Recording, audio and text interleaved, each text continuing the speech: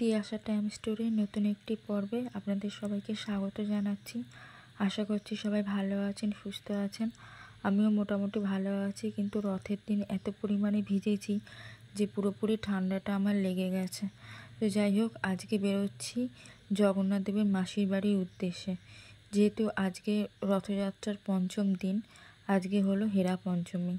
তো এর মাহাত্ম্য আমি প্রচুর শুনেছি লোকের মুখে, গল্পে, ভিডিওতে, কিন্তু সামনাসামনি দেখার কোনোদিনও সৌভাগ্য হয়নি। আর সেটা দেখার জন্যই যাচ্ছি। তো এখানে কিছু মিষ্টি নিয়ে নিয়েছি ভগবানের জন্য, আর তারপরে যাচ্ছি অটোয় করে। বাড়ি থেকে দুটো অটো পাল্টালেই চলে যাওয়া যায় জগন্নাথের মাসির বাড়ি। রথের দিন জগন্নাথকে যেখানে দিয়ে এসেছিলাম সেখানেই যাচ্ছি আজকে। তো আপনাদের সাথে সবটাই শেয়ার করব, হেরা পঞ্চমীতে কি হয় না হয় সবটাই। আর এখানে পৌঁছে দেখলাম যে তখনও অনুষ্ঠান শুরু হয়নি।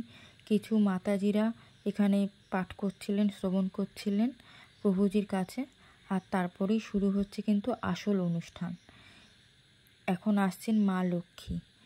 এর কাহিনীটা আপনাদেরকে বলি। জগন্নাথ দেব মাসির বাড়িতে এসে আর ফেরে না মন্দিরে। তো গুন্ডিচাতে আসেন মা লক্ষ্মী জগন্নাথ দেবকে খুঁজতে, যে এতদিন হয়ে গেছে প্রভু, আপনি এখনও কেন ফিরছেন না। আর জগন্নাথের মাসির বাড়ির যারা লোকজন আছে তাদের সবাইকে উনি শাস্তি দেন। এই দেখুন, এই ভদ্রলোকের হাত কিন্তু দড়ি দিয়ে বেঁধে দিয়েছেন। আর মা লক্ষ্মী কিন্তু জগন্নাথ দেবকে খুঁজছেন যে উনি কোথায়। আর এই যে ভদ্রলোকের হাত বেঁধে দিয়েছে, এনাকে এখন মা লক্ষ্মীর কাছে ক্ষমা চাইতে হবে যে হে দেবী, আপনার স্বামীকে আমি আর 4-5 দিনের মধ্যেই উল্টো রথের দিন আপনার গৃহে পাঠিয়ে দেব। এমনকি মা লক্ষ্মী এতটাই রেগে যান যে জগন্নাথ দেবের রথ তো ভেঙেই দেন, আর খুবই রাগান্বিত হন। তো এটাই হলো হেরা পঞ্চমী মাহাত্ম্য, যে মা লক্ষ্মী জগন্নাথ দেবকে খুঁজতে আসেন তার মাসির বাড়ি গুন্ডিচা মন্দিরে। আর এখানে দেখুন, হাত তো ওনার একদম কষিয়ে বেঁধে দিচ্ছে, আর উনি এখন গিয়ে মা লক্ষ্মীর কাছে ক্ষমা চাইবেন, আর ওনাকে নিয়ে যাচ্ছে লক্ষ্মী ঠাকুরেরই বাড়ির লোকজন। তো এই দৃশ্য দেখলাম চোখের সামনে, এত ভালো লাগলো, কোনোদিনও দেখিনি, দেখার সৌভাগ্য হলো, ভীষণ ভালো লাগলো এটা। আর এই সৌভাগ্যটা হয়েছে শুধুমাত্র আমার বান্ধবী প্রীতির জন্য, কারণ ও যদি আমাকে না চেনাতো আমি কোনোদিনও জানতাম না যে বাড়ির কাছে এত ভালো ভালো অনুষ্ঠানগুলো হয়। কারণ রথের সাথে আমি কোনোদিনও যাইনি, এই প্রথম জীবনে গেলাম, আর গেলাম শুধুমাত্র ওর কথাতে, ওর জন্যই। তো এই ভদ্রলোকের তো হাত এবার খুলে দিচ্ছে। এবার আর একজন যিনি আছেন ওনার দিদি, এবার তার হাত বাঁধবে। এই দেখুন, ওনার হাত বাঁধছে, আর উনি কি হাসছে দেখুন। এবার উনি ক্ষমা চাইবেন। তো ক্ষমা চেয়ে নিয়ে তারপরে মা লক্ষ্মীর পুজো অর্চনা শুরু হবে। আর এখানে মা লক্ষ্মী আরাধনা এখানে শুরু হবে। তো আপনারা দর্শন করুন মা লক্ষ্মীর আরাধনা। এখানে কিন্তু আগে থেকে মা লক্ষ্মীকে বসানোর জন্য জায়গা করে রাখা, মায়ের ভোগ, মায়ের শাড়ি, সাজের জিনিস, ফল, মিষ্টি সব কিছু ওনারা সুন্দর করে গুছিয়ে রেখেছিলেন। আর এখানে মাকে দেখুন কি সুন্দর লাগছে দেখতে, একদম সুন্দর একটা বেনারসি পরে, ফুল দিয়ে, গয়না দিয়ে সেজে অপূর্ব সুন্দর লাগছে দেখতে মা লক্ষ্মীকে। এত সুন্দর লাগছে দেখতে যে উনি রেগে আছে বলে মনেই হচ্ছে না, তবে চোখ দুটো দেখে কিন্তু একটু মনে হচ্ছে যে উনি সত্যিই রেগে আছেন। আর রাগাটাই স্বাভাবিক, স্বামী যদি বাড়ি থেকে চলে যায় যে কোনো মেয়েই রাগ করবে। তো এরপরে মায়ের পুজো হবে, মায়ের আরতি হবে, মায়ের পুষ্পাঞ্জলি হবে। তো আমি কিছু কিছু ভিডিও আপনাদের জন্য করেছি, আপনারা দেখুন। আশা করি সবার ভালো লাগবে, কারণ সবাই তো এগুলো দর্শন করতে পারে না, আমিও কোনোদিনও পারিনি, জীবনে প্রথম পারলাম। তাই চাইলাম আপনারাও দেখুন, দেখে নিজেদের ধন্য মনে করুন।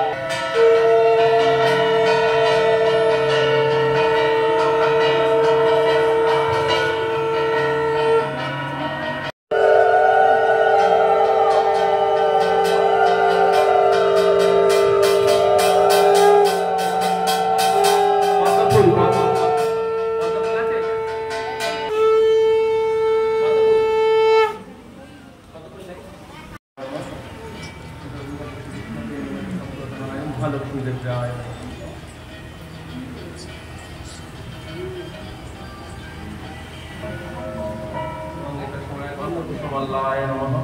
এটা কলিকাতায়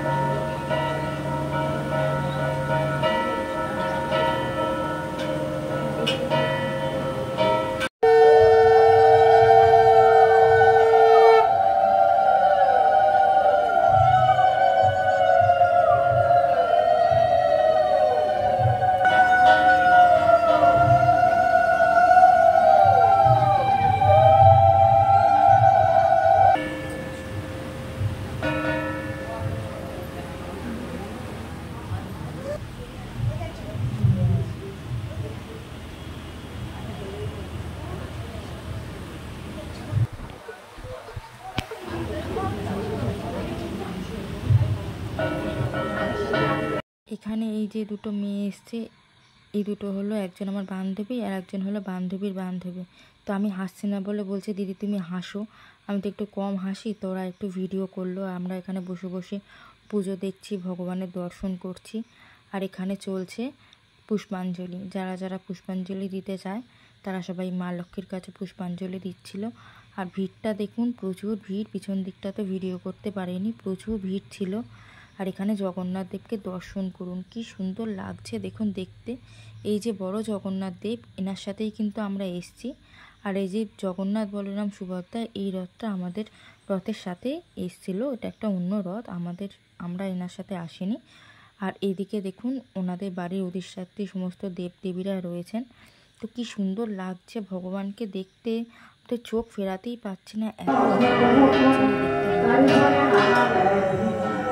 এরপরে পুজো টুজো সমস্ত শেষ হয়ে গেছে। এরপরে ওই প্রভুই হরিনাম সংকীর্তন শুরু করেছেন। তো উনি খুব ভালো হরিনাম করছিলেন আর এত সুন্দর সুন্দর সমস্ত শ্লোক ধাঁধা বলছিলেন, খুব হাসি পাচ্ছিল। সংসার জীবনটা কিভাবে চলে, কি বৃত্তান্ত, সমস্ত কিছু উনি তুলে ধরছিলেন। এত ভালো লাগছিল ওনার তত্ত্ব কথা যে ওখান থেকে উঠে আসতেই ইচ্ছা করছিল না। বেশ অনেকক্ষণ ওখানে বসেছিলাম, ওখানে কীর্তন হচ্ছিল, আমরাও কীর্তন করছিলাম। তো আপনারাও দর্শন করুন কীর্তন।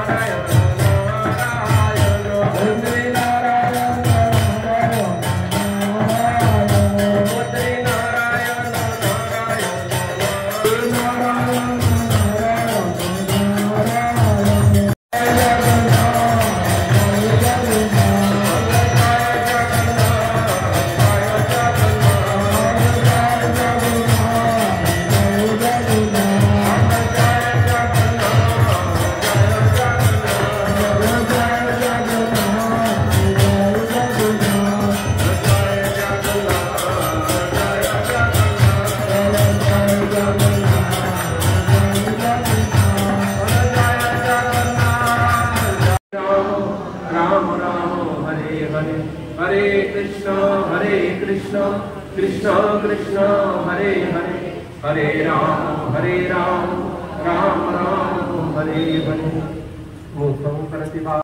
এরপর আমাদের বাড়ি আসার পালা। আর এখানেই কিন্তু আমার বান্ধবীর যে গোপালটা, সে এখানেই বসেছিল। তোকে নেওয়ার জন্যই এখানে এলাম বান্ধবীর সাথে। আর দেখুন ভগবানকে কি সুন্দর লাগছে দেখতে। তখনও কিন্তু কীর্তন অনুষ্ঠান সব কিছুই চলছে। আর মানুষের ভিড়টা শুধু দেখুন, প্রচুর মানুষের ভিড় ছিল তখনও পর্যন্ত সবাই ছিল। আমাদের বাড়িটা যেহেতু একটু দূরে, সেই জন্য আমরা ওখান থেকে প্রসাদ নিয়ে ওখান থেকে বেরিয়ে চলে আসি। আর এই বান্ধবীটার জন্যই কিন্তু আমি ওখানটা চিনেছি। ও একটু দেরি করে এসেছিল, আর ওই বান্ধবীর গোপালকে নিয়ে ও একটু ভিডিও করছিল। তারপরে আমিও একটু ভিডিও করলাম। আর আমার ফোনে যেহেতু স্পেস ছিল না, আমার ভিডিওটা পুরোপুরি হয়নি। তো যাই হোক, আজকে ভিডিওটা এইটুকুই। দেখা হবে পরে কোনো ভিডিওতে। বাই।